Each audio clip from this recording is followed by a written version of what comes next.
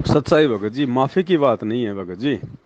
देखो, आप और हमारा मकसद भगत जी संगत को बरगलाना, संगत को भ्रमित करना, या इस गंदे लोक में इतना ज्ञान समझ के ऐशो आराम करना नहीं है। और ये सारी जिंदगी परमात्मा का एक ही काम थोड़ी है कि सत्संग ही सुनाते रहेंगे और हम खाते रहेंगे, पीते रहेंगे, सत्संग सुनते रहेंगे। परमात्मा ने सतलोक के लिए हंस भी तो तैयार करने हैं भगत जी। अब अब परमात्मा खुल के इन बातों पे बोलेंगे नहीं, और इन विषय विकारों से दूर हुए बिना हम सतलोक जा नहीं सकते। तो परमात्मा किसी को तो खड़ा करेगा ना खुल के बोलने के लिए।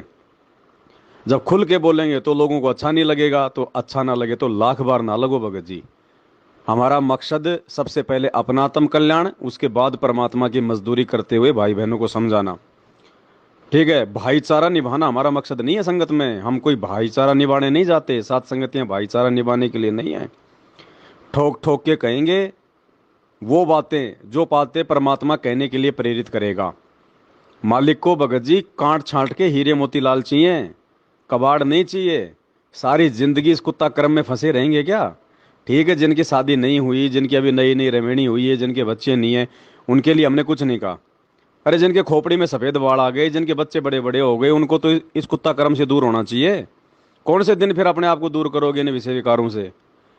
मालिक कहते हैं भग भोग्या भग उपजय, भग से बचा न कोई, और जय कोई भग से बचे, भगत कहावै सोई। सात संगति में जाएंगे, खरी खरी कहेंगे, और जिसके मन में दोष होगा वो भगत जी वो कल जाता आज चले जाओ। ऐसा व्यक्ति ना तो हमारे किसी काम का, ना परमात्मा के किसी काम का। सात संगति में वो टिकेगा, परमात्मा के इस भक्ति मार्ग में वो टिकेगा, मोक्ष के लिए वो तैयार होगा। जिसकी गलती नहीं है और उसके बावजूद भी यदि उसको कोई दो बातें बोल दे, उसके बावजूद भी वो भगत नाराज ना हो, हंस के टाल दे कि भगत जी हो सकता है दास से कोई गलती हो गई हो सकता है दास से कोई गलती हो गई हो। ऐसा विनम्र भगत भगत जी, ऐसा मान बड़ाई से राग द्वेष से दूर रहने वाला भगत परमात्मा को पसंद है। ये सात संगतियां परमात्मा ने रातों को जाग जाग के इसलिए शुरू नहीं करवाई कि हम भी लोगों को मीठी मीठी गोलियां देते रहें। हम कोई अपने जेब भरने के लिए सात संगति में नहीं जाते। हमारा कोई स्वार्थ नहीं है भगत जी। जिस दिन स्वार्थ आ गया परमात्मा सबसे पहले साइड में पटक के दूर कर देगा। और यही कारण है कि 8 साल से परमात्मा ने दास के ऊपर आशीर्वाद बना के रखा हुआ है। क्यों? क्योंकि मेरा अपना कोई निजी स्वार्थ नहीं है। ना मैं अपने मन में कोई निजी स्वार्थ पालता, ना किसी भगत से मैं कोई अपेक्षा करता। मेरी हर डिमांड, मेरी हर अपेक्षा सतगुरु रामपाल जी भगवान से होती है, और मैं वही संदेशा संगत में देता हूँ। पहले मैं अपने ऊपर लागू करता हूँ। तो भाई अब बहुत हो गया, 27 साल हो गई परमात्मा को ये मीठे मीठे गीत सुनाते हुए। अब भगत जी को कड़वी दवाई भी तो खानी पड़ेगी। भगत कैसे बनेंगे, रोग कैसे कटेगा? तो भाई इन सब चीजों से दूर होना पड़ेगा। आगामी 1 नवंबर 2023 से उसी सतसेवक के घर पे साध संगति होगी जो सतसेवक पूर्णतया इस विषय वासना भोग भोग विलास से दूर होगा।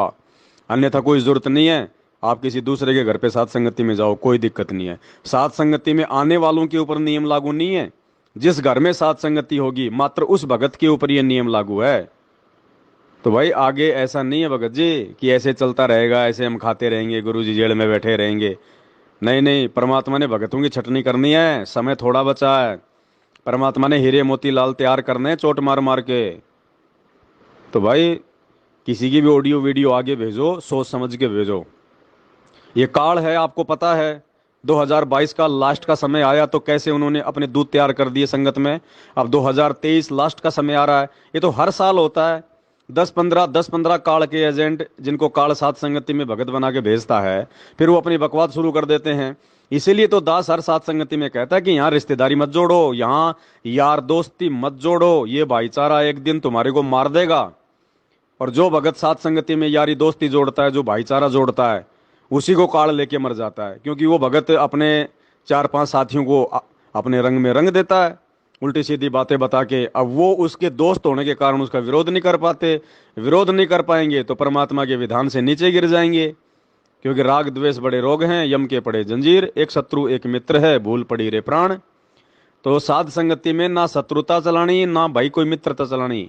हम कोई मित्रता या कोई मतलब कोई सके संबंधी जोड़ने का अभियान नहीं चला रहे। कोई किसी का मित्र नहीं है यहाँ इस गंदे लोक में, अपने गुरु जी के अलावा कोई किसी का मित्र नहीं है, और शत्रु तो कोई है नहीं। तो भाई साथ संगति में आओ, केवल सीखने के लिए, भगत बनने के लिए, बकवाद करने की जगह अब साथ संगतियों में नहीं है आने वाले समय में। चाहे कोई रहो चाहे ना रहो, हमने मैनेजमेंट की तरह धार्मिक धंधा नहीं करना, लोगों की भीड़ नहीं जोड़नी, हमने दुनिया को खुश नहीं करना, भक्तों को खुश नहीं करना। हम कोई नचइये नहीं है, हम कोई गवैये नहीं है जो दुनिया का मनोरंजन करने के लिए हम साथ संगतियों में जाते हैं। ठोक बजा के परमात्मा का संदेशा देंगे, और ठोक बजा के जो उन संदेशों को अपने जीवन में धारण कर लेगा और जो भगत बन जाएगा वो परमात्मा का, बाकी धक्के खाएंगे यहीं पे गधे कुत्ते बन के। चाहे सात संगति का हो, चाहे मैनेजमेंट वाला हो, चाहे संत रामपाल जी का कोई भी भगत क्यों ना हो। ये तो परमात्मा ने बोलना पड़ता है कि 84 में नहीं जाओगे, अन्यथा 84 में ही धक्का खाएगा वो भगत जो इस युग में रह गया। और इस युग में वही पार होगा जो विषय वासना, काम, क्रोध, लोभ, मोह, अहंकार, इन सभी भयंकर विकारों से दूर होगा। और इन विकारों से दूर होने की प्रक्रिया केवल साध संगति में है। और साध संगति से भी जो मुंह फुला लेगा, साध संगति में भी आके जो जहर फैलाएगा, भाई उसको तो 21 ब्रह्मांड में कहीं ठिकाना नहीं है, 21 ब्रह्मांड में कहीं ठिकाना, और अनंत युग तक उसको परमात्मा नहीं संभालेगा। तो भाई साध संगति में ठोक बजा के संदेशा देंगे, और 1 नवंबर 2023 से वही भगत अपने घर पे साध संगति रखवाए जो भगत पूर्णतया भोग विलास से दूर है, काम, क्रोध, लोभ, मोह, अहंकार से दूर है। अन्यथा भाई साहब दूसरे के घर साध संगति में जाओ, पहले अपने आप को तैयार करो, उसके बाद में साध संगति रखवाने की सोचो। और मात्र साध संगति रखवाने से कोई भगत नहीं बन जाएगा, कोई देवता नहीं बन जाएगा। साध संगति रखवाने के साथ साथ में उसके अंदर वो योग्यता भी होनी चाहिए, वो गुण भी होने चाहिए, तभी परमात्मा दया बख्शेगा। बाकी हलवा बना बना के खाते रहो, इससे कोई फायदा नहीं है। और परमात्मा को भेड़नी चाहिए। मालिक कहते हैं मेरे साथ अगर एक भगत भी सतलोक जाने को तैयार हो गया, मेरे अनुसार अगर एक भगत भी चल पड़ा इन विषय विकारों से, काम, क्रोध, लोभ, मोह, अहंकार से, छल कपट से, अगर एक भगत भी दूर हो गया सही मायने में, तो भी परमात्मा का मिशन सफल है। परमात्मा भीड़ भीड़ लेके जाने का शौकीन नहीं है। तो भगत जी कोई यारी दोस्ती नहीं है, दास की तो किसी के साथ में कोई यारी दोस्ती नहीं है। चाहे मैं रात दिन में किसी के साथ में बैठूं, खाऊं, उठूं, किसी भी साथ संगति में जाऊं, मैं केवल उस समय जो परमात्मा का संदेशा देना होता है उसी बातों तक सीमित रहता हूं। और जिस भगत के घर से मैं वहां से निकल लेता हूं, फिर मैं पीछे मुड़ के नहीं देखता, सोचता भी नहीं मैं उसके बारे में कौन है क्या है। वो चाहे अपनी मूर्खता में सोचता रहे, चाहे मेरे बारे में कि मेरे घर पे पवन भगत जी आए, मेरे घर पे पवन भगत जी आए। पवन भगत जी कोई देवता नहीं है, पवन भगत जी भी 2 कोटि का जीव है। तुम्हारी तरह अगर ऐसे ही अगर भगत को महत्व देने लग गए अपने परमात्मा को छोड़ के, परमात्मा पीछे से लात मारेगा, पता नहीं कौन से ब्रह्मांड में जाके गिरेंगे, कौन से जो है नरक में जाके गिरेंगे। तो दास को भैया किसी से कोई यारी दोस्ती नहीं है, ना किसी से कोई दुश्मनी है। मुझे तो अपना आत्म कल्याण करवाना, और आत्म कल्याण होगा परमात्मा के जैसा बनने से। कीट न जाने भृंग को गुरु कर ले आप समान। ये यारी दोस्ती निभाते हुए असंख्य जन्म हो गए, यहीं गधे कुत्ते बन के घूम रहे हैं, कोई भी सामने नहीं आया।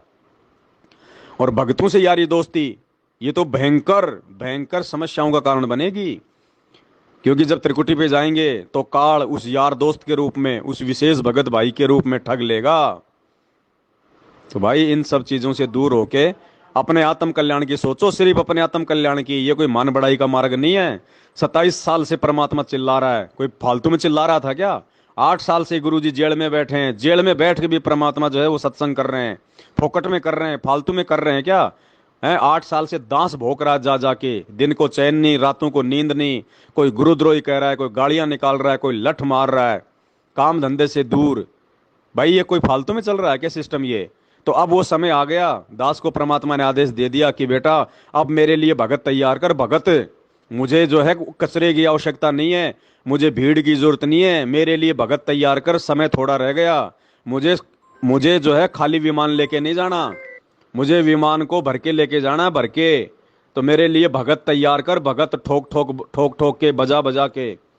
और जो तेरी बातों का बुरा मानेगा, जो तेरे से निंदा करेगा, जो तेरे से राग द्वेष करेगा, वो किसी काम का नहीं, हटेगा, वो मरेगा, जाएगा वो। क्योंकि दास अपने स्वार्थ में कोई बात नहीं कहता, दास किसी के बुरे के लिए कोई बात नहीं कहता। दास जो बात कहता है परमात्मा के ज्ञान आधार से भगत के भले के लिए कहता है। और उसको भी यदि कोई बुरी मानेगा तो भाई वो नरक में जाएगा, कहीं ठिकाना नहीं है। धर्मदास भी भगत था, और परमात्मा ने धर्मदास के बारे में कहा कि धर्मदास तेरे मेरे में जो कोई अंतर समझेगा वो नरक में जाएगा, नरक में।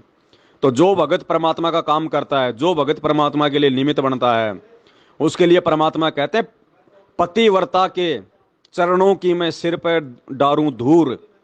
ये वाणी क्या कह रही है? यदि कोई भगत भी जो है वो पतिव्रता है, कहते हैं उस पतिव्रता भगत के चरणों की धूल भी अगर मिल जाए तो भी भगत जो है वो धन्य हो जाता है। पतिव्रता के चरणों की मैं सिर पर डारूं धूल, यहां परमात्मा के चरणों की बात नहीं हो रही, उस पतिव्रता भगत के चरणों की धूल की बात हो रही है। लेकिन हमने किसी भगत के चरणों की धूल नहीं डालनी। ये तो परमात्मा समझाने की दृष्टि से कहते हैं कि जो भगत पतिव्रता पद पे आ जाता है, उसके बाद उसको भी उतना ही मान और सम्मान देना चाहिए। मान सम्मान का मतलब उसकी बातों को भी उतना ही महत्व देना चाहिए जितना परमात्मा की बातों को, क्योंकि वो परमात्मा की ही बातें बताएगा। वो आपका कोई घर उजाड़ने की बातें नहीं बताएगा, वो आपको कोई धन्ना सेठ बनने की बातें नहीं बताएगा, वो आपको कोई निजी स्वार्थ की बातें नहीं बताएगा। वही बातें बताएगा जिससे आपका आत्म कल्याण हो सकता है। और जो इतना नहीं कर सकता वो किसी काम का नहीं भगत जी, ये कचरा है। और कचरे को परमात्मा साथ संगति में नहीं रखेगा। चाहे एक ही भगत क्यों ना तैयार हो, परमात्मा उससे भी बड़ा प्रसन्न होगा। क्योंकि परमेश्वर कहते हैं अकलमंद एक घड़ा और बिना अकल के लाख। बिना अकल के चाहे लाख क्यों ना हो, परमात्मा के किसी काम के नहीं। तो नवंबर 2023 से वही भगत अपने घर पे साथ संगति रखवाए जो ये कह सकता है कि मैं 90% भगत हूं, जो पूर्णतया संभोग क्रिया भोग विलास इस कुत्ता कर्म से दूर है। और जो अभी तक इस कुत्ता कर्म से दूर नहीं हो पा रहे, 27 साल की गुरुदेव की मेहनत के बावजूद, वो भाई अपने आप को उस कुत्ता कर्म से दूर करने का प्रयास करो। राग द्वेष मत करो, जड़ो मत, बुराई मत करो, अपने अपनी कमियों को दूर करने का प्रयास करो। हम आपके भले की बातें बता रहे हैं। गुरुदेव भगवान से प्रार्थना करो, दंडवत करो, रोवो उनके आगे कि परमात्मा मुझे भी आप इस नीच कर्म से दूर करो। तो परमात्मा मेहर बख्शेगा। और इन बातों को सुन के जो कुत्ते की तरह मुंह चढ़ाएगा, भाई वो कुत्ता ही बनेगा अगले जन्म में। ये विधान है परमात्मा का। फिर सरेआम रोड पे करेगा वो संभोग क्रिया पूरी दुनिया के सामने। जो आज भी इतना अनमोल ज्ञान लेने के बाद भी संभोग क्रिया से दूर नहीं होगा। और हमने ये नहीं कहा कि नाम लेते दूर हो जाओ।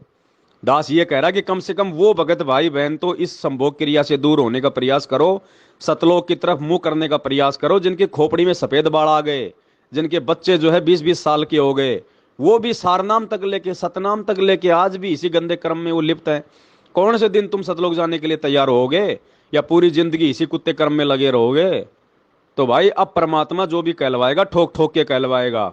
पवन दास को भक्तों की जरूरत नहीं है, पवन दास का कोई स्वार्थ नहीं है, पवन दास को किसी से कोई धन नहीं चाहिए भगत जी। धन देने वाला मेरा परमात्मा है, वो चाहे भगत को निमित्त बना के दे चाहे कहीं और से दे। आवश्यकता होगी परमात्मा मेरी पूर्ति करता है। इसलिए मेरा किसी भगत से कोई स्वार्थ नहीं है, मेरा किसी भगत से कोई प्यार प्रेम नहीं है, मेरा किसी भगत से कोई लाग लपेट नहीं है, मेरा किसी भगत से कोई दुश्मनी नहीं है।